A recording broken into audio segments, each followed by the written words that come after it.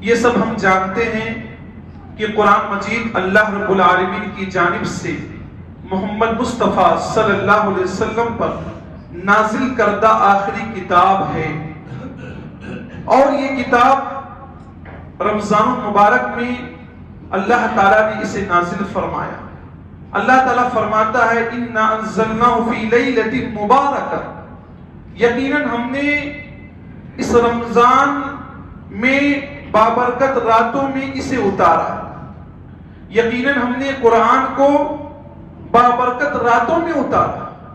بعض مسلمان کہتے ہیں اس سے مراد 15 شعبان، لیکن قرآن مجید کا مطالعہ کرنے سے آپ کے سامنے بات واضح ہو جائے گی کہ اس سے مراد رمضان مبارک کی رات ہے اور وہ شب قدر کی رات ہے۔ اللہ تعالیٰ سورہ قدر میں ارشاد فرماتا ہے اِنَّا أَنزَلْنَاهُ فِي لَيْلَةِ الْقَدْرِ، ہم نے قرآن مجید کو قدر والی رات میں، عزت والی رات میں، مرتبے والی رات میں، رتبے والی رات میں نازل فرمایا۔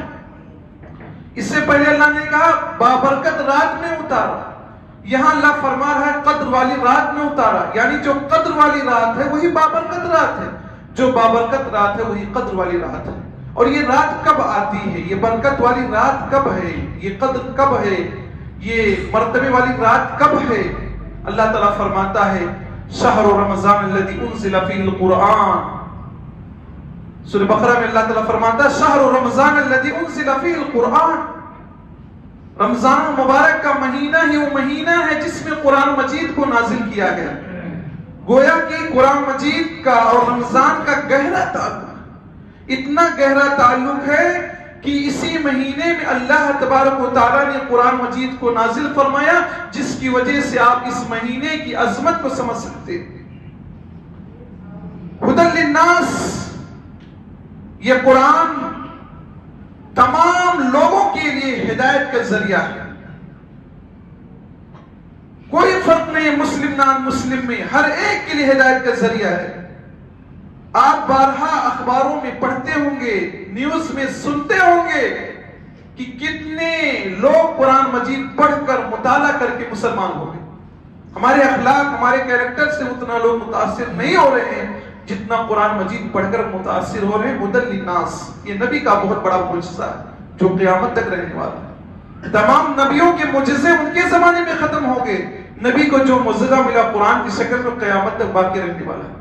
ھدی للناس وبینات من الہدی والفرقان، اس قرآن میں ہدایت کی اور حق و باطل کے درمیان فرق کرنے کی واضح دلیل موجود ہے۔ تم میں سے جو انسان اس ماہ مبارک کو پائے فلیصمہ، تو روزہ رکھ لے۔ ومن کان مریضا، کوئی مریض ہو، بیمار ہے، روزہ نہیں رکھ پا رہا، ڈاکٹروں نے مشورہ دے دیا ہے کہ آپ روزہ نہیں رکھ سکتے، آپ کی زندگی کو خطرہ ہے، یا آدمی سفر پر نکل گیا، سفر میں مشقت ہے، پرابلم ہے، تکلیف ہے، ایسی صورت میں فَعِدَّةٌ مِّنْ أَيَّامٍ أُخَرَ، دوسرے دنوں میں روزے کی قضا کرنا ہے۔